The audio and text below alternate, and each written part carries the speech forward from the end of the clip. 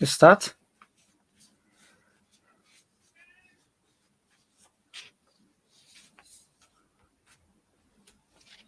All right. I think actually that it's time to start, right? Okay. Nice to see you, everybody, and then I'm very honored and pleased to be invited to this lecture. And then today I'm gonna talk about desire of the psychoanalysis. And then I put this very tricky, concept of desire to explain what is the psychoanalysis, and then how the psychoanalysis brings in the kind of the counter the political movement in France and then across the world. So this is what I try to say today. So if actually we raise the question, what is the desire of a psychoanalyst? I don't want to explain what is psychoanalysis, and then how psychoanalysis functions, and then how we actually understand the psychoanalysis. It doesn't mean actually such a very normative approach to this psychoanalytic practice. What I want to do is the kind of the crisis which are already internalized in terms of psychoanalysis, and as a theory or as practice. Psychoanalysis already the presupposed two moments or two occasion. What I mean, practice and theory. It actually preserved that always possibility of such a crisis. Like what Lenin, the Vladimir Lenin, argued when he brought up such a revolutionary activity. Always theory must be realized by practice, and vice versa. Practice needs the theory, and psychoanalysis also preserve this sort of demand. Uh, so that's why just I want to focus on this concept, desire, desire of psychoanalysis. It doesn't mean the analyst desire. What Jacques Lacan pointed up his the seminar in his seminar about ethics of psychoanalysis. That was a very famous seminar, and then he actually focused on the real there. In the seminar, he actually, according to the scholar, Lacan, and then some experts, the Lacanian psychoanalysis. Lacan himself, the shifted, the made shifts, from symbolic to real in the seminar. That is actually the meaning of the ethic of psychoanalysis. So, however, he actually the focused on the analyst desire, and analyst desire is motivation of all analysis. That is what he said. So, however, the analyst desire, which was defined by Lacan, cannot be the same as the desire of psychoanalysis. Actually, that's why I put psychoanalysis as a kind of different, more the how can I say, just a more complicated the field, which would embrace analyst desire. So it means the desire of psychoanalysis would determine the analyst desire from the outset, or some from the without. So in this recent book, Gabriel Tupinamba, and he now the he's Argentinian, the Brazilian psychoanalyst, and then he wrote a book, this titled "The Desire of Psychoanalysis." He distinguishes the desire of psychoanalysis from its practitioner desire. The former is related to politics rather than clinical analysis. So he put, the meaning of the desire of psychoanalysis as a kind of political motivation. That means the analyst desire is mostly focused on that kind of analysis, the analysing the transference and then a kind of clinical practice. But desire psychoanalysis is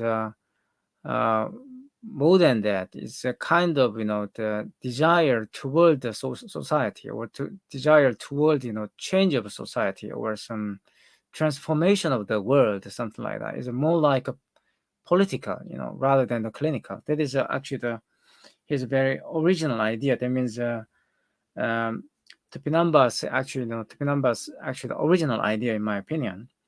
So Topinamba introduced an episode in which the militant attacked Lacan when he held a seminar in Bangsang in 1969. You can find out this episode on YouTube. You can check out Lacan's seminar. He did in this seminar in Bangsang, and then Paris, and then he actually was attacked by militant in 1969 after the May 1968. You know that. And then actually the Lacan's well-known response to that militant student, that interruption was that this is what the Lacan word, that the revolutionary aspiration has only one possible way of ending, only one always with the discourse of the master, as experience has already shown. What you aspire to as revolutionary is a master. You shall have one. End of quote. Is that actually what Lacan said, when he was attacked by militant? It's like a kind of sarcastic, the attitude, toward the kind of militantism, something like that. And then, actually, that means he a little bit, the blame, student. If you want to be a revolutionary, you must reject, your master, or so you must change your master. But you must be liberated from that kind of master something. But you have already, have that, you had already have that kind of master. And then, but thing is that actually, Topinamba actually pointed out, as Topinamba pointed out, the when that the militant the attacked Lacan, it seemed that he already rejected that master, because that is a kind of the reaction toward the Lacan, because he blamed Lacan, you are a little bit reactionary, the master reactionary teacher, something like that. And then that means already actually that militant seem to reject master, and then that's why he came there to reject master. Is a very symbolic act. So Topinamba emphasized the fact that Lacan had a different position regarding relationship between psychoanalysis and revolution in 1966 before the occasion took place. But actually, when the Lacan had that attack, he actually did that kind of respond. That you need to the master.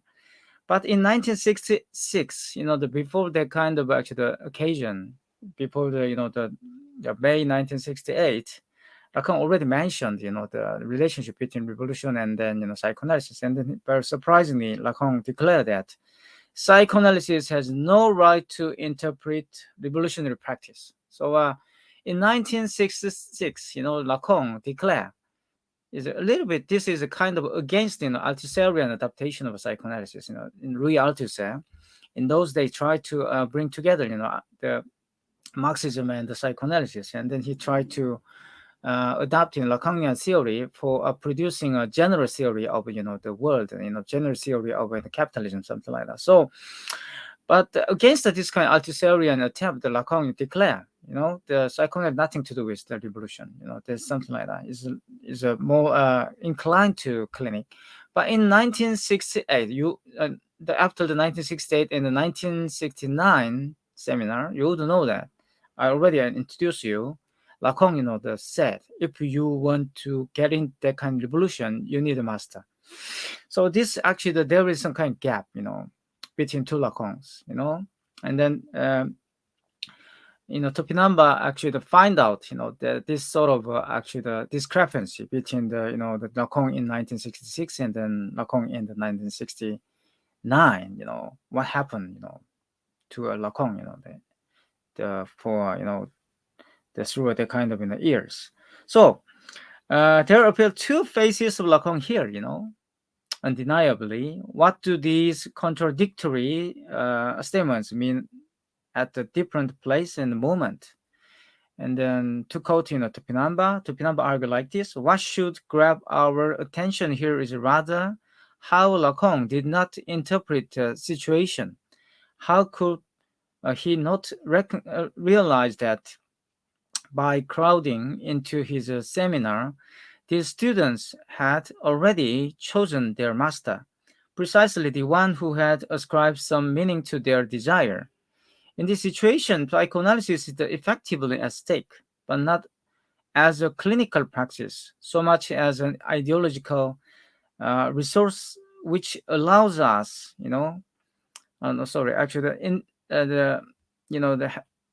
this situation, the psychoanalysis is effectively at stake, but not as clinical practice, so much as an ideological resource which allows us psychoanalysts to distinguish the delirious desire of revolutionaries supposedly trapped in an imaginary circuit from the purported truth effects of an out-of-place analytic intervention. A stand whose truth was so clear that it led revolutionaries to abandon their aspiration for master and come crowd Lacan's seminar. So this is actually Topinamba actually discovered, or some he interpret, that gap between, two Lacans, the Lacan in 1966 and Lacan in 1969.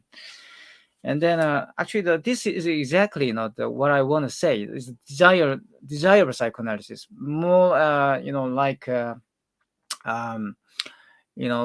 complicated and analyst desire. Analyst desire focused on clinical practice, but this psychoanalytic the desire or desire of psychoanalysis as such is more like open us to that kind of a political situation. So this is very original idea. So indeed, this episode in 1969 brings us to reconsidering the new alliance between psychoanalysis and revolutionary politics. Lacan's ambiguity reveals the void of psychoanalysis by which its practice can encounter politics from the without. This insight resonates with Deleuze and Guattari's reformulation of psychoanalysis. This is actually my presupposition, according to base grounding on that kind of, Topinamba's, the argument. So, Topinamba actually discovered, the discrepancy to Lacan's, and then that actually the gap, that discrepancy,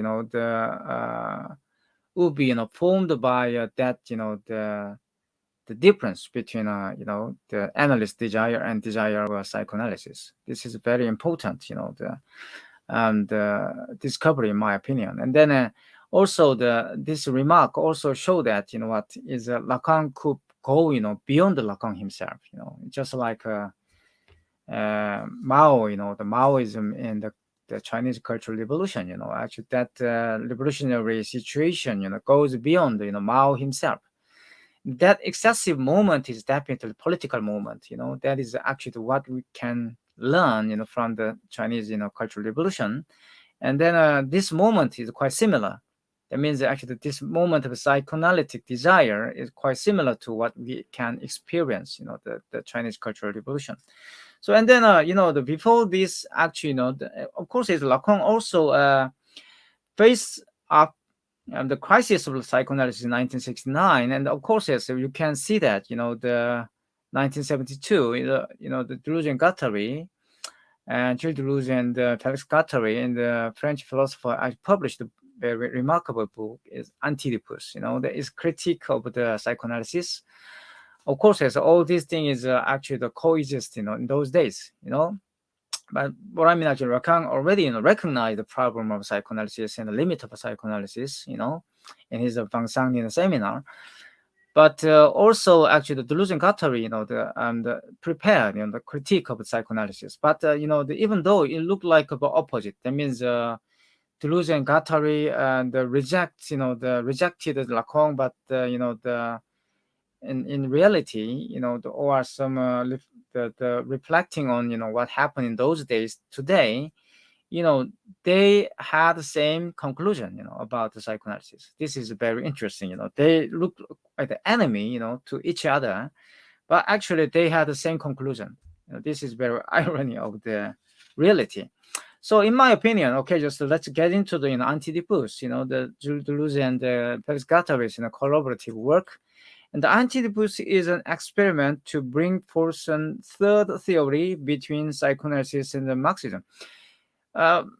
Against it, lots of misunderstanding Anti-Oedipus. I want to say that Anti-Oedipus is not actually rejection or refutation of psychoanalysis. It wanted to actually reformulate psychoanalysis as such, based on what Topinamba argue, in terms of a desire of psychoanalysis. It's not, they argue that the psychoanalysis is not only some kind of clinical practice, but also kind of political, the method, or some more like the theoretical actually practice is like sound like a quite oxymoron, but actually theoretical practice. That means the psychoanalysis is analysis, analysis of something. But when you say that psychoanalysis is the analysis of something, analysis of consciousness or analysis of unconscious, thing is that psychoanalysis is always what representation of something. They rejected this presupposition. Psychoanalysis is not the representation of something like a phenomenology. That is exactly what Lacan had in his mind when he rejected, he criticized Merleau-Ponty, that's a phenomenology. Phenomenology already presuppose, even though actually their methodology quite similar to psychoanalysis, but thing is that phenomenology always, actually reduced every kind of a sensorial experience to what consciousness, and then in this way, always a phenomenological method, phenomenological, theoretical formula is always something of consciousness or some something of something. This is dualism there. That is exactly what Lacan criticized, and of course, Gilles Deleuze and Felix Guattari follow this Lacanian critique. So here in this book, actually the Anti-Oedipus, definitely they wanted to bring in the third theory. That means the theory in between psychoanalysis and Marxism.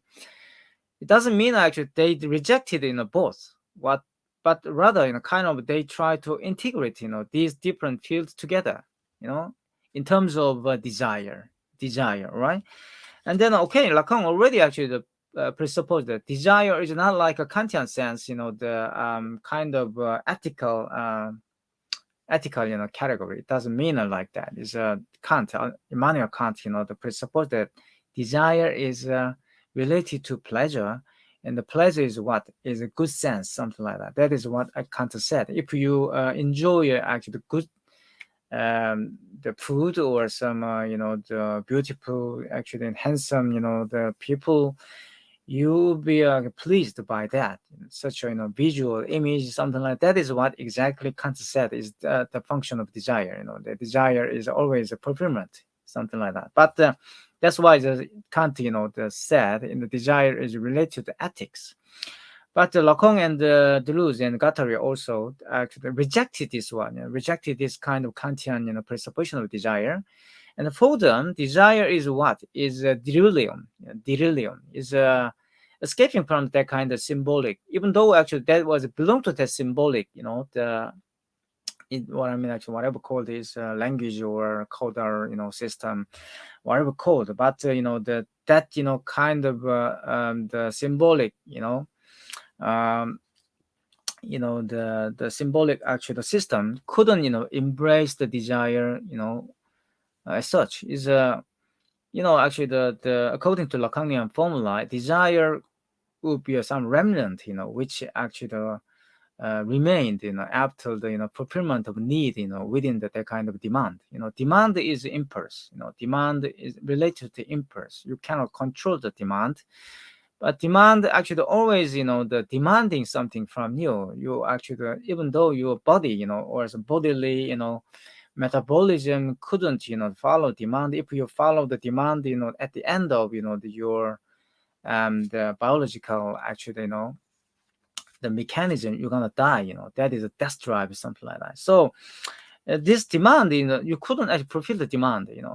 There was already constructed, when you get into this kind of social system, where some these relations, if you like. And then thing is that you cannot fulfill this demand. That's why you need to, but you need actually, but kind of, the replacement of this, the fulfillment. That is objet, something like that. And then that is exactly what is that? That is desire. Desire is what replacement of that kind of fulfillment, something like that. That's why actually I always explain actually the meaning of desire to my students. Actually, what if you when I actually understand desire is what is subducted, um, from demand. That is it's not the subjective. How can I say it's the division? Like a mathematical sense. You can divide, the actual demand with what this kind of desire. So desire is actually the result, after this dividing.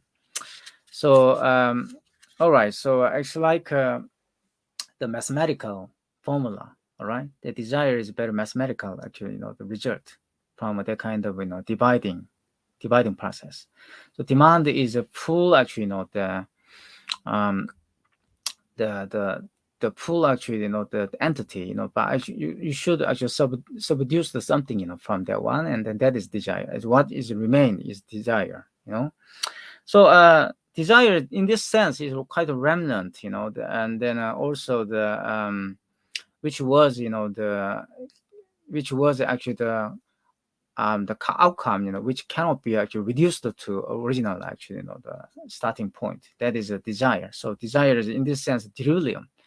You would say, that I desire something, but that is not exactly what you desire. And then that's why I like Slavoj Žižek's and conceptualization freedom based on this concept of desire. We look like quite desiring freedom. We want to free, but things that we what we actually desire is not fulfillment of desire as such, but what we want to actually keep on desiring something. We want to desire that situation as such. We want to actually sustain this situation in which we desire something. It doesn't mean that actually we want a fulfillment of desire, rather than we enjoy desiring as such.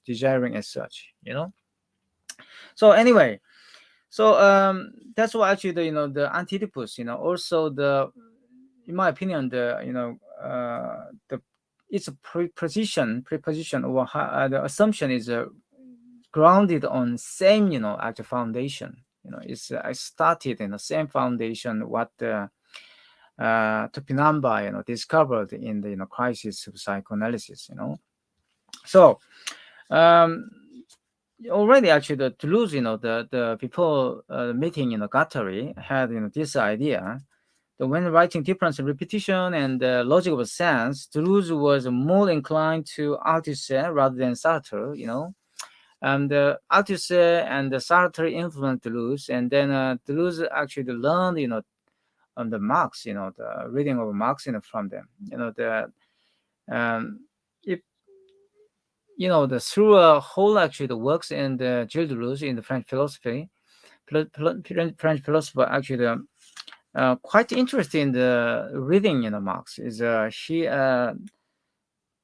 almost every work it doesn't look like he is quite Marxist, but his interest, main interest is mostly actually how to reread in Marx, and then how to reformulate Marxist the axiomatics, or some the escaping from Marxist dogmatism, by introducing many philosophical actual concept into that kind of field. That is actually what Deleuze tried to do.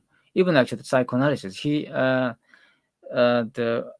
criticized the psychoanalysis, but it doesn't mean he rejected. I already explained that psychoanalysis as such, but rather he actually pointed out the problem of Freudo-Marxism. Freudo-Marxism is in those days, in 1960s, many such a Freudo-Marxism is prevailed in the actual American, actually United States, and then many, European liberal movement, and then is called in hippie, culture, counterculture movement. And he actually very, skeptical of that, Freudo-Marxism. And then the Deleuze, also tried to, to find out the alternative to that kind of Freudo-Marxism. That is exactly what he did, when he wrote Different Repetition and then Logic of Sense. So in 1964, Althusser invited Deleuze to teach at the École Normale Supérieure, it's ENS. And in his letter to Althusser, in response to the book sent by him, Deleuze actually wrote that. That means actually Althusser sent his work to, it might be a kind of about Montesquieu or something like that. He's actually sent a book to Deleuze, and then the expression of hospitality or something. And then Deleuze wrote that concept of problem, fetish, and the analysis of exact role of alienation all seemed important to me, that I sensed their influence. So I should very, the huge, respect. You could find a huge respect, in this letter to Althusser. The Deleuze very, the respected in Althusser. And the Deleuze essay, How Do We Recognize Structuralism, was already in 1967. He wrote, and in 1967 is before actually the May, 1968. Was also written in resonance with Althusser. This actual fact is well known. So as has been discussed, Deleuze regarded Althusser as a structuralist then, though his concept of structure was incomparable to the major understanding of structuralism. So in this very interesting essay, which was influenced by Althusser, and he actually bring forth kind of very interesting. It's a heterodox, reading of structure or structuralism. When he used this term, this actual concept, his idea is quite different from actually the mainstream, structuralism. So actually, in my opinion, it might be meaningless whether Deleuze is a structuralist or not, or Deleuze is a post-structuralist, because he never been an actual structuralist. That's why actually we couldn't say that Deleuze was a post-structuralist, something like that. So he had very actually interesting concept of structure. The structure is not like the structure we think about. It's not a rigid the system, but rather kind of very active, is a dynamic system, So Deleuze actually recognized the limits of psychoanalysis when he worked on the Logic of Sense. Is the Logic of Sense also actually in very interesting book. In the book, he actually discussed a lot about the psychoanalysis, and then he also, that's why he adopted Lewis Carroll rather than the other the theorist. So he actually argued that, but when the Deleuze wrote this Logic of Sense, Althusser tried to as I said bring in kind of integration the psychoanalysis and the Marxism. So Althusser took a step to come up with the possible foundation of anti-humanism Marxism through the reformulation of Freud and Lacan. But Deleuze, went on to another direction, So, and then I to quote Deleuze, and this is very important in a quotation. The psychoanalytic diagnosis is actually what Deleuze said, like this. The psychoanalytic diagnosis often formulated with respect to Lewis Carroll is Alice in Wonderland, actually the English writer. Lewis Carroll notes the following. The psychoanalytic diagnosis often formulated with respect to Lewis Carroll notes the following. The impossibility of confronting the Oedipal situation, flight before the father, and renunciation of the mother, projection onto the little girl, identify with the phallus, but also deprived of a penis, and the oral anal regression which follows. Such a diagnosis, however, have a very little interest, and it is well known that encounter between psychoanalysis and the work of art, the literary speculative work, cannot be achieved in the manner. End quote. Actually, the if I narrow down, this topic, the what Deleuze want to say is that psychoanalysis cannot analyze work of art properly. If you study some literary work, you could find lots of such article, which was published by actually many preeminent journal. If you read, some psychoanalytic criticism of any literary work, what very ridiculous actually reductionism there. What actually the Deleuze tried to want to say here is that, and then psychoanalysis cannot embrace that what happened in the such a literary work is and then that is according to Deleuze the evidence uh, of the crisis within the framework of psychoanalysis. That is what I said. So he tried to prove the limits of a psychoanalytic frame. And why is that? That was actually Jacques Major. His work of the masochism, actually definitely aims at, showing psychoanalysis, does not work, properly in the analysis of literary work, So, Deleuze's analysis of masochism through Jacques Major literature is a significant challenge to psychoanalysis, and proves that something is escaping from the established psychoanalytic framework in the work of art. So actually, in this way, the Deleuze point is quite simple. Work of art is bigger than psychoanalysis. Work of art is something else than what psychoanalysis presupposes in its own, the analytic practice. That means what does this mean? It doesn't mean actually rejection of psychoanalysis. Psychoanalysis would be a proper method to actually analyze some point, the psychical structure, something like that, but it has a limit. And then the work of art would be indicating another side of our life.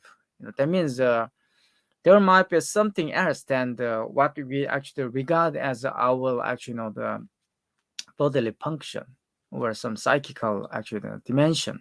What I mean actually our life, or some our the consciousness, will be determined by something bigger than bigger than the actual what the psychoanalytic the framework presuppose.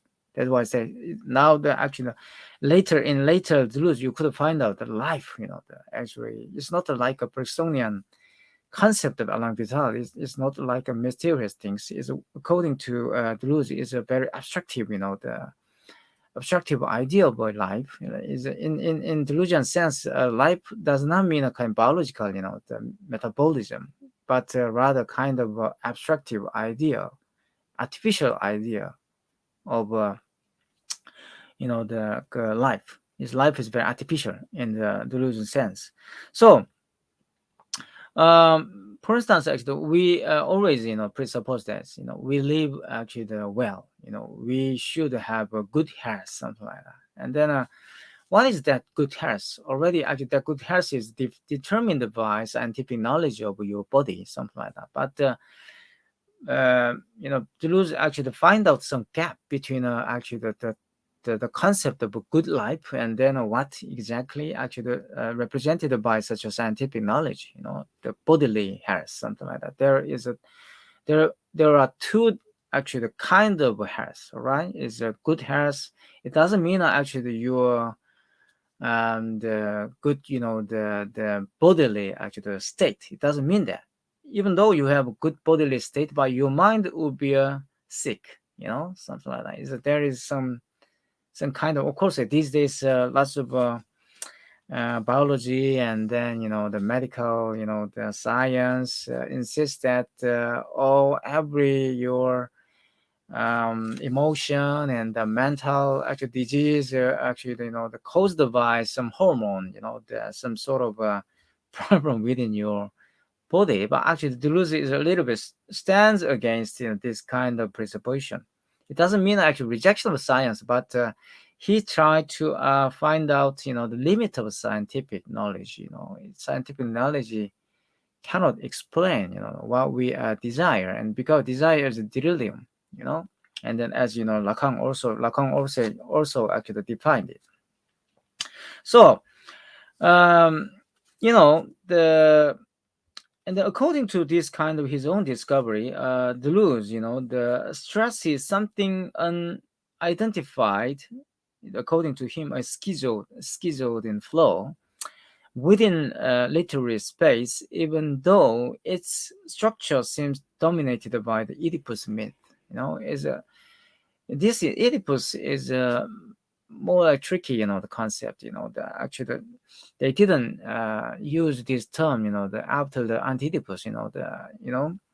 Is a very tactical, in my opinion, tactical term. Actually, the fit on the very specific, the post-war French, the intellectual landscape. They use this Oedipus, this concept. For this reason, he argued that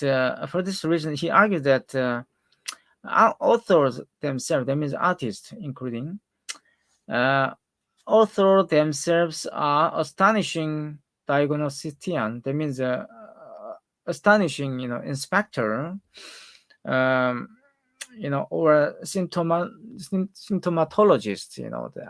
That's why actually they wanted to, that means that Deleuze wanted to find out non-clinical, realm of psychoanalysis, run the clinical. That means our body, our consciousness, our emotion, every, things surrounding us in terms of health, cannot be reduced to clinical sense, more like that, So, it's more actually complicated, the idea. But anyway, so that's why he needs, Nietzsche.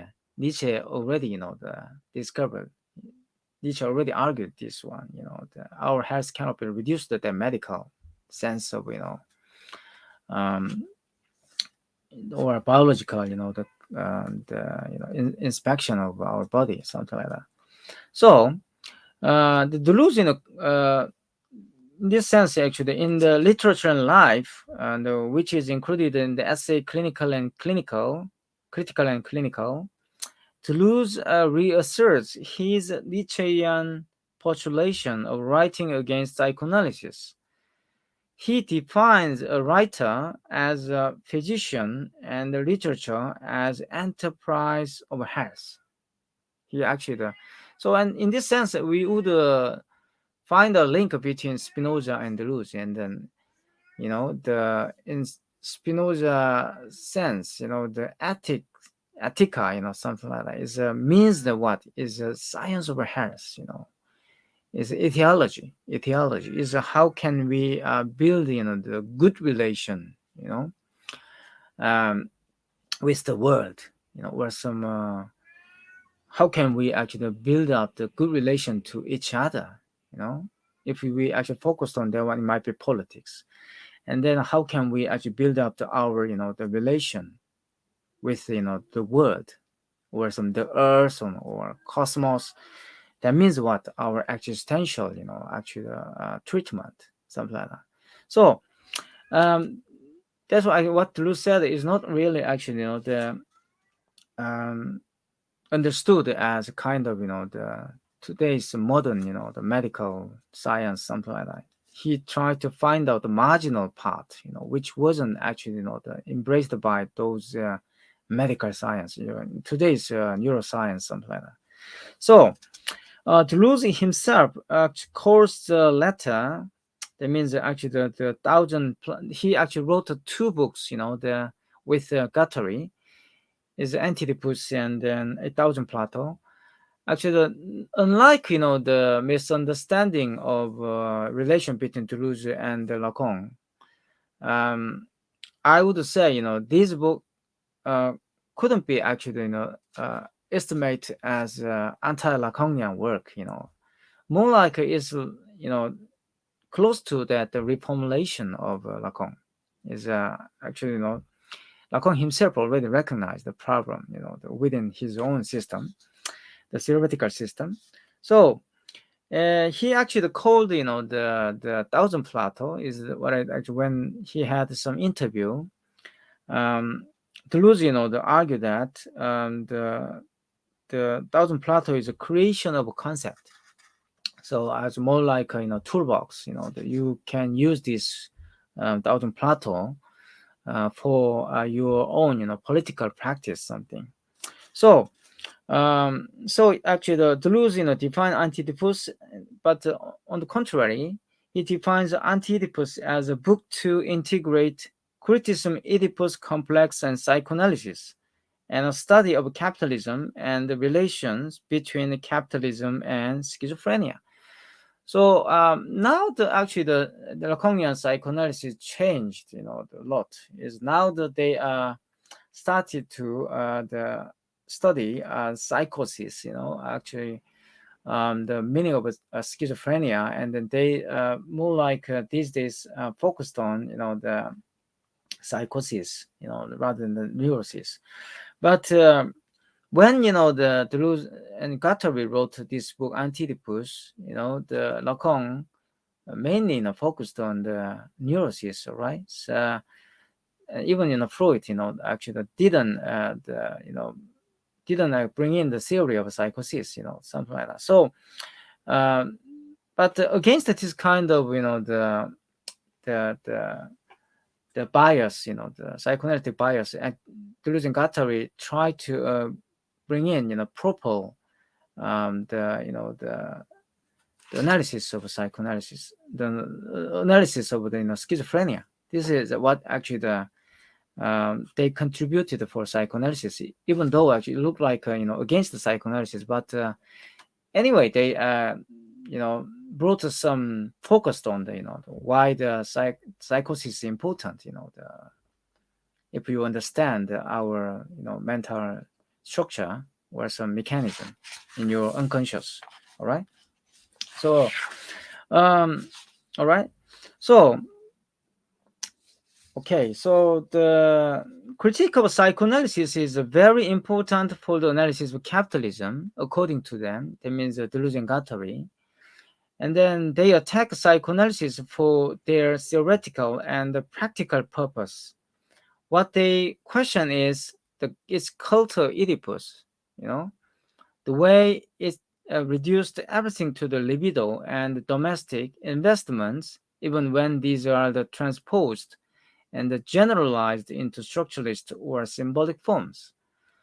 That means Antitypus is too much, the psychoanalytic concept of Oedipus is too much reductive, and then a quite Eurocentric, concept. That is actually the point they try to make.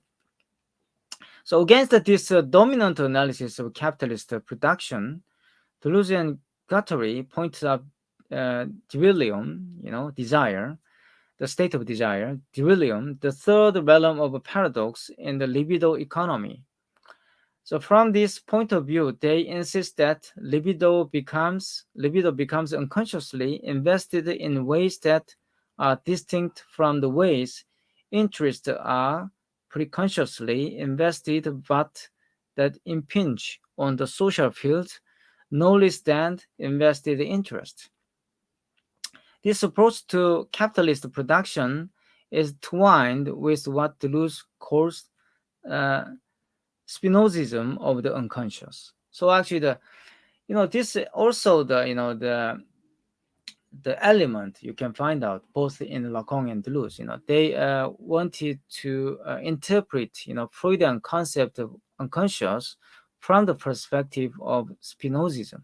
You know why did they do these things? Because they don't want the actually regard the unconscious as actually the representation of something. Unconscious is a foundation of our psychical mechanism, and then if you are said that this is actually the unconscious substance something, and then that means you cannot represent it.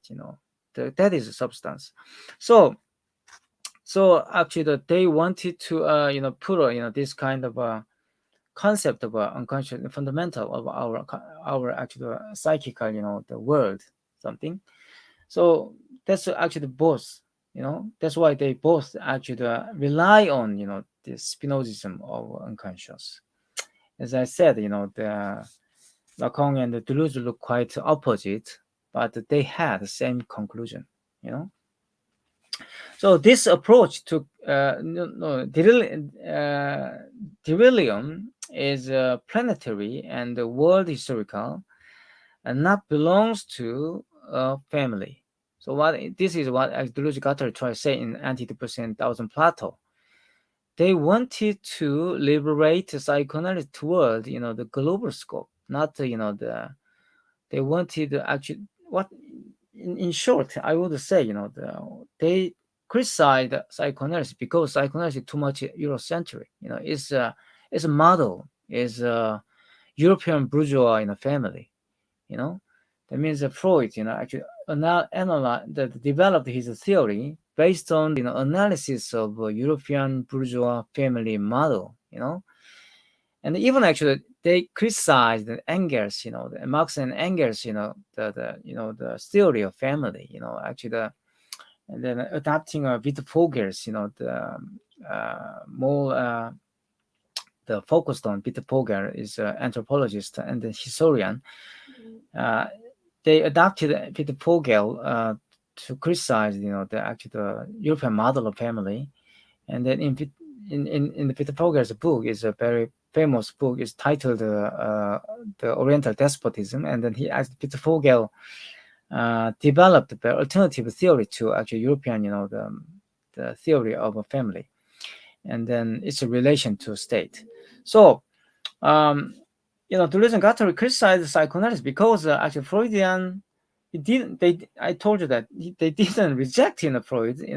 They didn't reject the Freudian concept of unconscious. They took actually that concept of unconscious, but reject what? That's sort of actually the Freudian, the analysis of a family, and then analysis of the that kind of society and something like that. They rejected that one, and then they said actually the kind of psychoanalytic approach to society is too much Eurocentric, because that model is definitely what based on the European sense of family.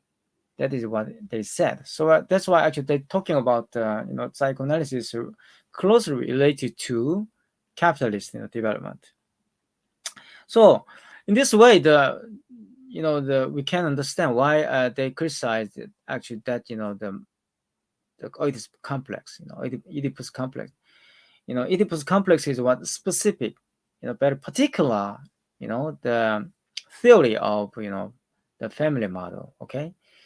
But that's why just it's very specific and particular. So you couldn't actually apply, the model for understanding, the other, the machinic, the structure in non-European country. That's why they said their conclusion. They actually presuppose quite simple. All right.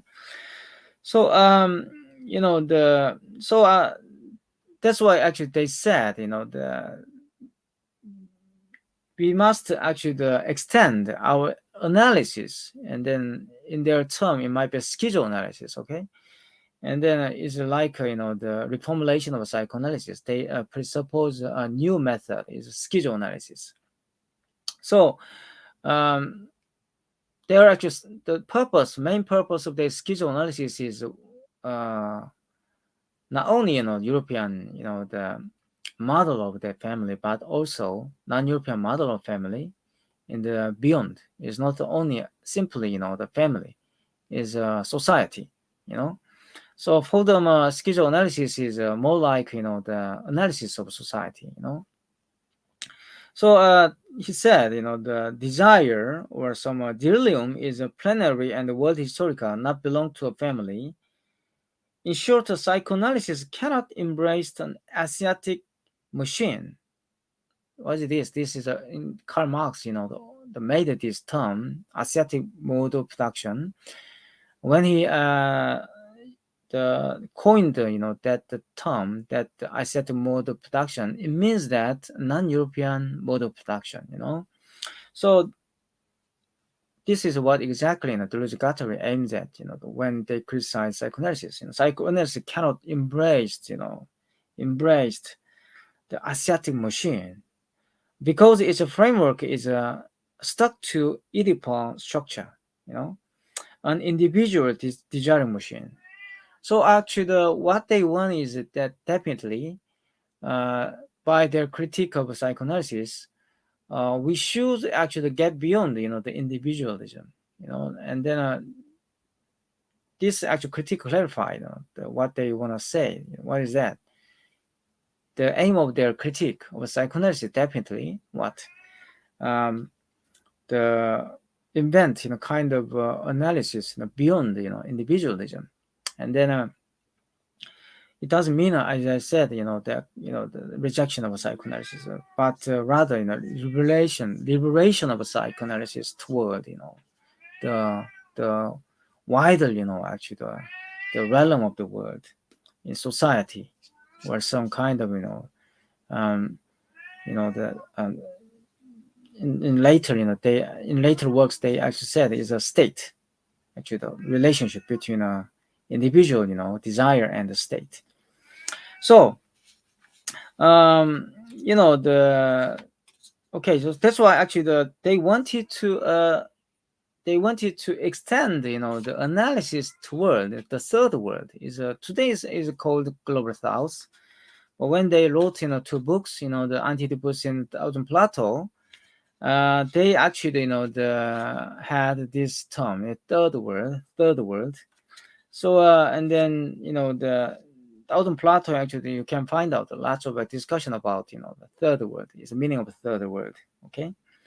So, in the chapter titled in Thousand Plato, 700 BC, apparatus of capture, you can find out actually the Deleuze and Guattari argue that when international organization becomes capitalist axiomatic, it continues to imply a heterogeneity of the social formation.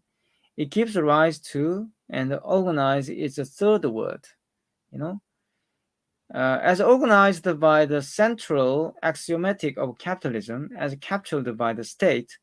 The third world states constructs a polymorphy, which is not included in isomorphy of states of center. So actually, they described, how this decentralized, the expansion, toward the third world cannot be captured by state. It means that, the psychoanalysis would have some limit. Why? Psychoanalysis mostly focused on what actually domestic life within a one nation state, and then they actually made this model and framework, and then they applied this actually particular model, the theory of particular model, to the decentralized, the movement of the third world. Of course, yes, it couldn't explain it, and then it actually the function as what is more like the master signifier, which actually sustain the capitalism is global capitalism. That means psychoanalysis, easily used by a capitalist accumulation. Actually, that is exactly what Franz Fanon pointed out. when he did, actually that kind of psychiatric, practice in their country, in his country, he found out, psychoanalysis. Okay, some psychoanalysis might be quite revolutionary, but when you get there, when you actually apply the psychoanalytic method for understanding, any, the situation, very easily, to be, to be actually captured by that kind of state, apparatus. That's why actually Panong discovered, and then he, of course, yes, he stopped, doing, that kind of practice, and then he went on to armory struggle, against French imperialism.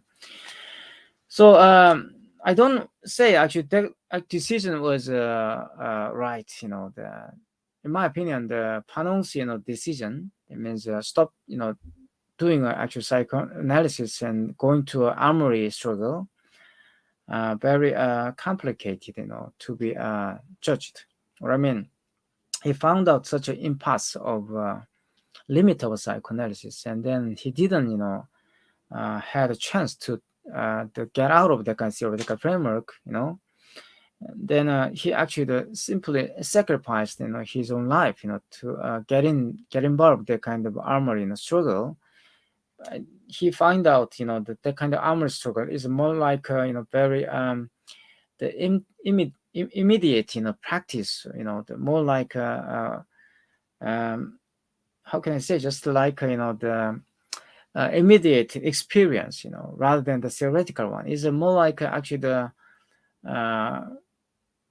for instance, Gero Lukács, he actually insists that, verum brutum, that means actually the raw, the knowledge, no, truth is always raw, the truth is there, pure truth is there, you must experience pure truth, and then you could actually, get involved in more authentic, practice or authentic revolution, something like that. This is dogmatism, So that means actually French Fanon, didn't get over the danger of that kind of dogmatism, when he actually decided, the stopping, the psychoanalysis, and then, they went on to that kind of armory, struggle. It doesn't mean he actually found out the solution, but he couldn't solve out his problem. That is what Deleuze Guattari, and then even actually that is exactly what Lacan said when he was attacked by the militant student. The Lacan's message is clear. You cannot actually liberate it. You cannot be liberated from a master.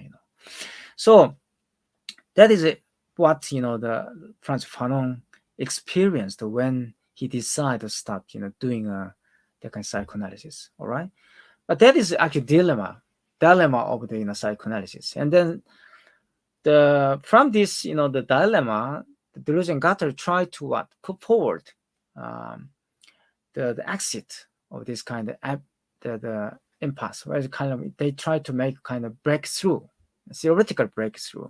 Do you understand? So that's why the psychoanalysis is revolutionary, but this the Freudian discovery and the Lacanian development couldn't actually solve out this problem of psychoanalysis, or it seemed rather actually stuck to this kind of impasse of psychoanalysis. That is the point Deleuze and Guattari tried to make. Okay, so I think actually I had my time is almost over.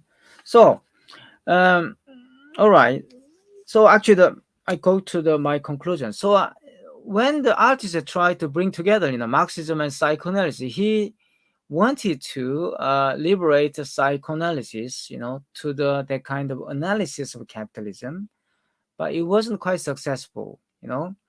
So that's why he actually gave up Lacan. And then responding to this kind of Artiserian adaptation, Lacan actually wrote down, and he declared that he didn't wrote down, he declared in his seminar, psychoanalysis, the aim is not interpret a revolution, revolutionary actually aspiration, something like that.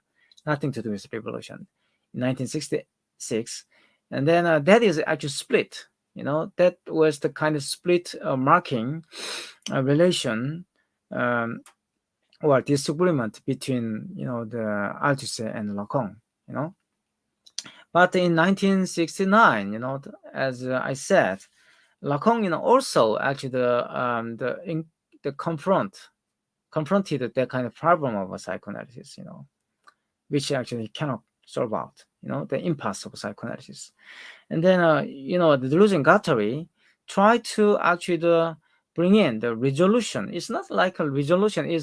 They try to find kind of the alternative to theoretical direction, to liberate this the psychoanalytic practice from that impasse, its own impasse. So it might not be exaggeration to say that the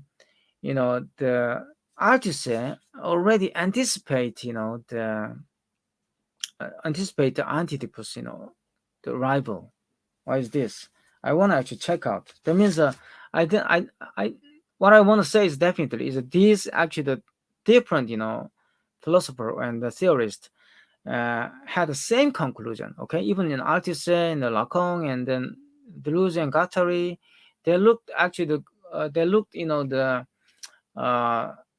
go to actually different direction, but definitely they actually their the direction is converged to one point.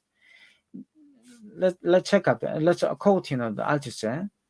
To begin with a comment concerning the term unconscious itself, it will have to be replaced someday. It has its historical justification. The only way to think the new object discovered by Freud was to set out front categories in which the phenomena it designates had been either thought or ignored until then. That is to set out front vocabulary used for consciousness. The term unconscious bears within and the marks of that which had to be jettisoned, that from which a distance or more distance had to be taken.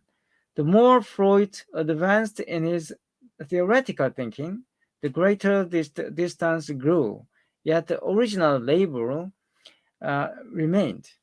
It is certain that the term unconscious is to a large extent neutralized in Freud's work, and it has only negative connotations there, and that these negative connotations are drowned out by positive connotations. End quote. This is what Althusser said, in his early work of psychoanalysis, and then actually responding actually this, actually the Althuserian early argument, you could find out what Deleuze and Guattari try to do in their collaborative works. Of course, they try to find out, affirmative connotation of unconscious. What is that? It's actually production, social production. Well, actually, the point they try to make against the Lacanian sense of psychoanalysis was quite simple. They don't want, the put a kind of, the how can I say, just a mediation of a symbolic, between imaginary and the real. That means unconscious produce, and then symbolic does not actually, represent that one. Do you know what I mean? Actually, the symbolic is meaningless in this sense. Symbolic look like actually axiomatics. That means you can't actually, the get beyond or across the symbolic at any time, but you actually create your own prohibition, by which you actually, the trapped yourself onto that kind of symbolic order. It's not really actually the new idea, which was suggested by Deleuze and Guattari. But Lacan himself already discussed this one. His preface to the Sartre, the Kant with Sartre, the Kant avec Sartre is in that fantastic article, Lacan already discussed that, how this kind of prohibition definitely produced by ourselves. We actually made the kind of prohibition, and then we actually refused to be free. That is exactly like the Spinozist and presupposition. People struggle. Uh, people do not struggle for their own freedom, but rather struggle for their own obedience. This kind of voluntary obedience is definitely problem of politics in those days when the Spinoza wrote theological politics. But actually the presupposition repeat as well in the Lacanian sense of the unconscious, and then also the Deleuze and Guattari, and then as well the artists also try to solve this problem. Why people do not want to be liberated? People, why people are not actually do not want to actually to be liberated, but rather the to be actually obedient, actually that kind of system or power. That is exactly actually they had and try to solve. So um okay, just my conclusion is this: the psychoanalysis, okay, just already contained that is a revolutionary discovery and a revolutionary actually the practice, in my opinion, in the human history. And then actually it paved the way toward the actually the our own escape from the kind of idealism, and then but it also preserve kind of a limit within its own logic. And then Deleuze and Guattari try to solve this problem, and then they wrote two books. And then of course, yes, that also quite closely related to Lacanian actually the presupposition of psychoanalysis. And then they wanted to liberate the psychoanalysis from their kind of Eurocentric preconception. And then they wanted to bring in the new way of thinking. Well, it's not like actual thinking, it's a new way of political practice, which can be adapted to the understanding the third world is a global, planetary world. Okay, thank you very much. This is what I'm the preparing. Thank you.